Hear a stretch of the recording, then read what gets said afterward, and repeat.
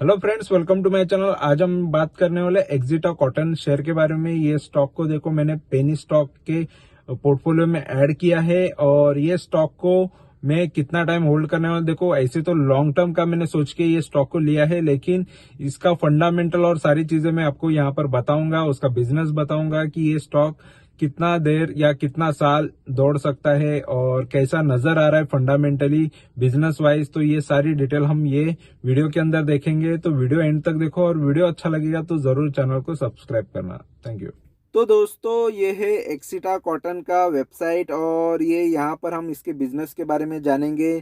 तो एक्सिटा कॉटन, नाम में ही कॉटन आ रहा है, इसका मतलब ये कॉटन के रिलेटेड बिजनेस में डील करती है, यानी कॉटन ही यहाँ पर ग्रो करती है, मैन्युफैक्चर करती है।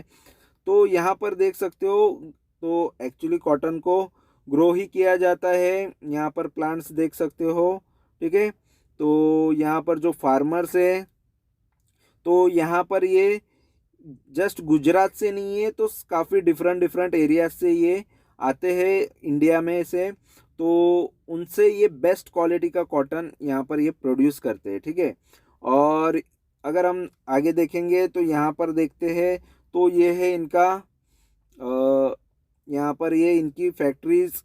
तो यहाँ पर आपको नज़र आएगा कंपनी का गिनिंग एंड एक्सपोर्ट्स भी करते हैं ये कंपनी, ठीक है। तो इनका ये प्लांट है, यहाँ पर इनकी इंस्टॉल कैपेसिटी बताई गई है कितनी है। और अगर हम बात करेंगे इसके यहाँ पर, तो ये क्वालिटी अश्योरेंस एंड लोएस्ट यहाँ पर रेट पे मिलता है इनका जो ये प्रोडक्ट है इनके, तो काफ़ी सस्ते भाव में भी और क्वालिटी होती है उसमें। और इनकी लेटेस्ट मशीनरी के साथ ये वर्क करते हैं। यहाँ पर इनकी मशीनरीज के बारे में भी बताया है, फुल्ली ऑटोमेशन पे है। तो यहाँ पर देख सकते हो इनका वर्क किस तरीके से करती है ये कंपनी, ठीक है। और यहाँ पर है इनके यहाँ पर ये इनके जो एक्सिटा कॉटन का आईपीओ जो आया था 2018 में, subsequently become Axita cotton limited तब से बनी है। और ये स्मॉल है but grew at extraordinary pace. तो यहाँ पर इनका एक बड़ा स्टेप लिया जा रहा है और ये ऑलरेडी आईपीओ में तो आ चुकी है और मार्केट में भी आ चुकी है। तो ये स्टॉक का परफॉर्मेंस देखेंगे 2018 से, अगर ये कंपनी आई है मार्केट के अंदर तो इसका परफॉर्मेंस किस तरीके से रहा है, इसके सेल फंडामेंटल भी हम जान लेते हैं। तो यहाँ पर मैं फंडामेंटल्स ओपन करता हूँ, तो यहाँ पर आपको नज़र आएगा ये 532 करोड़ की कंपनी है। 27 का फिलहाल भाव चल रहा है करंट प्राइस, और यहाँ पर 24 का इसका लो रहा है और 83 का हाई, यानी ये काफ़ी गिर गया है ये स्टॉक, जो 83 से अभी 27 में मिल रहा है, यानी काफ़ी गिरावट में ये स्टॉक अभी मिल रहा है। इसका देखो आरओसी आरओई काफ़ी ज़बरदस्त बता रहे हैं, पी भी ठीक है, ठीक ठाक है, बुक वैल्यू भी कम है, और यहाँ पर डिविडेंड भी थोड़ा देती है कंपनी, फेस वैल्यू भी काफ़ी कम है, 1 रुपये का फेस वैल्यू है। एक साल में देखो स्टॉक काफ़ी भागा भागा, यहाँ पर आपको नज़र आएगा काफ़ी दौड़ा ये स्टॉक, देख सकते हो। ये एक टाइम पे 30 रुपये का था, वहाँ से ये 80 तक पहुँचा, फिर वहाँ से जो गिरा, वहाँ से जो गिरावट हमको देखने मिली, फिर यहाँ पर अभी ये 27 के भाव पे नज़र आ रहा है, जैसा यहाँ पर चार्ट बता रहा है, ठीक है। तो यहाँ पर हम देखेंगे भी क्या हुआ है क्या नहीं है, ठीक है। और 3 साल की बात करेंगे, 3 साल पहले ये स्टॉक देखो 2 रुपये का हुआ करता था, यानी 2020 की बात कर रहा हूँ मैं। 2.63 के भाव का यहाँ पर एवरेज नज़र आ रहा है। उसके बाद ये स्टॉक देखो, मतलब 2 रुपये का पेनी स्टॉक सोच लो, 80 रुपये तक गया, फिर यहाँ पर गिरावट उसने दिखाई। यहाँ पर 5 साल पहले की बात है, तो यहाँ पर देख सकते हो 5 साल पहले यानी 2019 से बात थे तो 2 रुपये का स्टॉक था। और 10 साल पहले देखो, ये स्टॉक तो 10 साल पहले था ही नहीं, तो वही बताएगा 2019 से जैसे आईपीओ आया, आईपीओ के बाद का ये प्राइस है। तो काफ़ी ये यहाँ पर देखो कहीं ना कहीं अगर ये स्प्लिट हुआ है, अगर कोई स्टॉक स्प्लिट होता है तो स्प्लिट के वजह से उसका यहाँ पर जो फेस वैल्यू है 1 रुपया बन जाता है। तो ऑलरेडी ये स्टॉक भागा, फिर उसके बाद इसने स्टॉक को स्प्लिट करने के बाद ये प्राइस आता है, नहीं तो 1 और 2 रुपये के प्राइस पे कोई भी आईपीओ नहीं आता है मोस्ट ऑफ, जहाँ तक मैंने अभी तक देखा है। तो फिलहाल ये अभी की रिसेंटली बात है, इसलिए मैं बोल पा रहा हूँ और बता रहा हूँ, क्योंकि 1 और 2 रुपये के प्राइस पे नहीं आता है आईपीओ। तो वो 20 या 20, 25, 30 इस पर आ सकता है, और 100 रुपये के ऊपर भी मोस्ट ऑफ आते हैं, 200 रुपये के भाव पे भी आते हैं। तो उसके बाद ये गिरावट बाद में की है या स्प्लिट हुआ है। तो मैक्स का भी इसमें कुछ नज़र नहीं आएगा, क्योंकि ऑलरेडी कंपनी 2018 से है, 2019 से इसका डेटा है। और प्रोज एंड कॉन्स की बात करेंगे, पॉजिटिव चीज़ें इसके अंदर आपको नज़र आएगी। देखो ये इसका CAGR काफ़ी अच्छा है, ग्रोथ काफ़ी अच्छा कर रही है कंपनी, ROE भी अच्छा है इसका।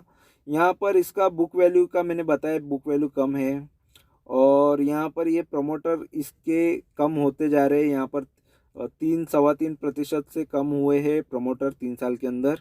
देखेंगे आगे हम पीयर कंपैरिजन में। ये देखो टेक्सटाइल के अंदर की कंपनी है, टेक्सटाइल प्रोडक्ट्स बनाती है। ट्रिडेंट नंबर 1 पे आती है ये बिजनेस के अंदर। उसके बाद रेमंड आती है, रेमंड का नाम सुना होगा आपने। वेलस्पून है, ये एक टाइम पे मेरे पास स्टॉक था, बेच दिया मैंने।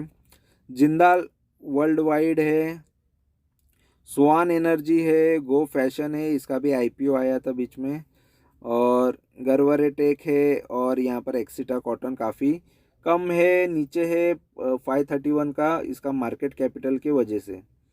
और क्वार्टरली रिजल्ट्स की बात करेंगे तो देखो सेल जो है इसके कंपनी के 127 करोड़ से लेके 227 करोड़ तक कंपनी के सेल पहुँचे हैं। और यहाँ पर देखो काफ़ी ग्रो सेल हुआ, डायरेक्ट 127 से 236 हुआ था, उसके बाद गिरा सेल, फिर से बढ़ा। तो अप्स डाउन ये सेल्स के अंदर नज़र आ रहा है ये स्टॉक के अंदर, ठीक है।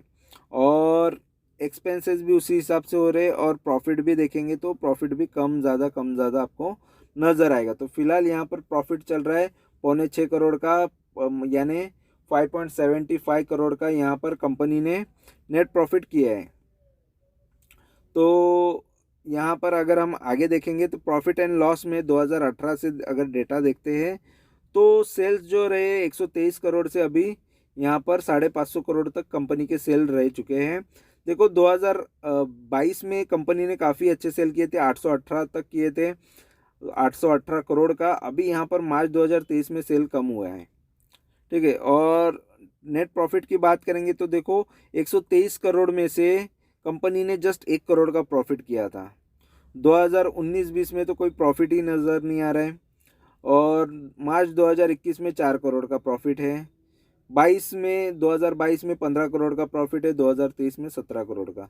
तो फिलहाल अभी कंपनी थोड़ा प्रॉफिट बढ़ाते जा रही है, सेल्स बढ़ाते जा रही है, ठीक है। और अगर हम बात करेंगे इसके CAGR की तो कंपनी ने 110% 3 साल में रिटर्न दे दिए। जस्ट ये 1 साल से गिरा पड़ा है, 13% अभी गिरावट दिखा रहा है इसके प्राइस से, ठीक है। तो यहाँ पर ठीक नज़र आ रहा है। और अगर हम इसकी बैलेंस शीट देखेंगे तो बैलेंस शीट में आपको नज़र आएगा कंपनी, देखो कंपनी का रिजर्व काफ़ी अच्छा है, 33 करोड़ रिजर्व बढ़ रहा है। डेट भी है थोड़ा कंपनी पर 6 करोड़ का, 2022 में डेट फ्री थी कंपनी, फिर से कंपनी पर 6 करोड़ का डेट है। अगर वो भी चुका दिए तो कंपनी ऑलमोस्ट डेट फ्री हो जाएगी, तो लोन भी कम है तो ठीक है। और अगर हम इसके शेयर होल्डिंग पैटर्न की बात करते हैं तो देखो शेयर होल्डिंग पैटर्न में स्टॉक जो है यहाँ पर सबसे ज़्यादा प्रमोटर के पास था पहले। तो प्रमोटर को वैसे भी बेचना पड़ता है, एक लिमिट तक ही प्रमोटर रख सकते हैं जो एज़ पर सेबी का रूल है। तो इसलिए प्रमोटर ने भी बेचा है। तो वो ख़रीदा किसने, तो देखो फॉरेन के इन्वेस्टर ने ख़रीदा है, फॉरेनर्स इन्वेस्टेड है इसके अंदर। तो काफ़ी ज़्यादा यहाँ पर फॉरेन के इन्वेस्टर 2022 से नज़र आ रहे, वहाँ पर भी कम ज़्यादा नज़र आ रहे, फ़िलहाल कम हो गए हैं 13.5% यानी 12.5% के आसपास का यहाँ पर मार्च 2023 में FIs थे, और अभी 3.5% के आसपास FIs यहाँ पर इन्वेस्टेड है। और यहाँ पर पब्लिक 26% तक है, ठीक है। तो DIS का इन्वेस्टमेंट नहीं है। तो यहाँ पर मुझे ये स्टॉक तो देखो, मैंने पहले ही कहा कि ये पेनी स्टॉक है और पेनी स्टॉक का अलग से एक पोर्टफोलियो बना रहा हूँ। और पेनी स्टॉक में कितने रिटर्न्स आते हैं, किस तरीके से ये परफॉर्म करते हैं, उसके लिए अलग से पोर्टफोलियो बनाया है। उसमें से कौन से स्टॉक अच्छे निकलते हैं, कौन से ख़राब हो जाते हैं। तो देखो, लॉस तो लेना नहीं है, लेकिन जो भी जिसमें ज़्यादा खराबी नज़र आएगी तो कम से कम उसको कुछ ना कुछ करके प्रॉफिट में निकाल के मैं वो उनको भी बेच के, अगर मैं निकलता भी रहूँगा तो मैं बताऊँगा। तो सारे अपडेट्स मैं यहाँ पर आपको मेरे चैनल पे दूंगा, क्योंकि यहाँ पर मैं जस्ट मेरे ही स्टॉक जो मैं इन्वेस्ट करता हूँ उसके बारे में ही बात करता हूँ, जस्ट इन्फॉर्मेशन के लिए और जस्ट नॉलेज के लिए। तो यहाँ पर आप देख सकते हो, जो भी मैंने कहा है, जो भी डेटा कह रहा है उसके हिसाब से बताया, और जो मेरे पर्सनल एक्सपीरियंस है उस हिसाब से मैं यहाँ पर बता रहा हूँ। तो वीडियो अच्छा लगा है तो वीडियोस लाइक कर सकते हो, कमेंट कर सकते हो, दोस्तों के साथ शेयर कर सकते हो। Thank you very much for watching my video, और सब्सक्राइब ज़रूर कर सकते हो। Thank you, bye bye.